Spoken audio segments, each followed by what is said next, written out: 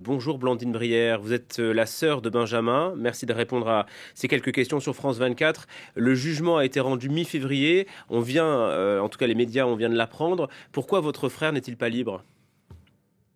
Alors ça, j'en ai aucune idée. Nous, ce qu'on a, c'est un papier du juge exigeant la libération immédiate de Benjamin qui date du 15 février. Et depuis, Benjamin est toujours incarcéré dans les mêmes conditions, dans la même prison depuis tout ce temps, depuis le 15 février. Mais il s'est passé quoi après son acquittement? Il a été empêché de quitter la prison?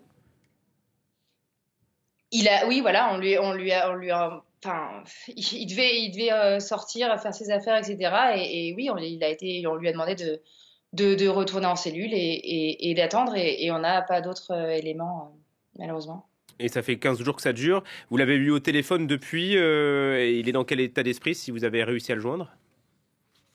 Il a vécu un énorme ascenseur émotionnel comme nous tous. Il est dans l'incompréhension totale comme nous tous, après avoir eu une telle décision écrite et aussi explicite. On pouvait que se réjouir. Et en fait, voilà, il est dans l'incompréhension totale. Il est démuni et puis d'autant plus qu'il est enfin, il est très affaibli par sa grève de la faim qu'il a commencé le 28 janvier, euh, qui tient à continuer pour démontrer cette injustice dont il est encore victime aujourd'hui.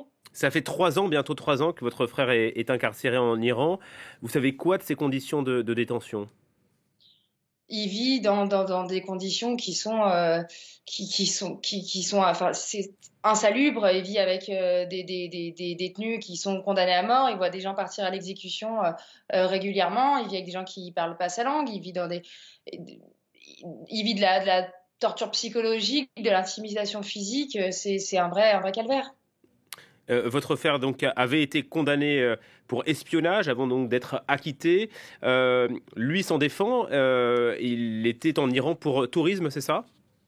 Et exactement, Benjamin, c'est un touriste qui se baladait en van en Iran. Ça s'arrête là. On s'est gosé à le dire depuis le début qu'il est évidemment innocent, qu'il n'a rien à voir avec tout ça. Le juge s'en est évidemment rendu compte. Il s'en est même excusé et a demandé sa libération immédiate le 15 février.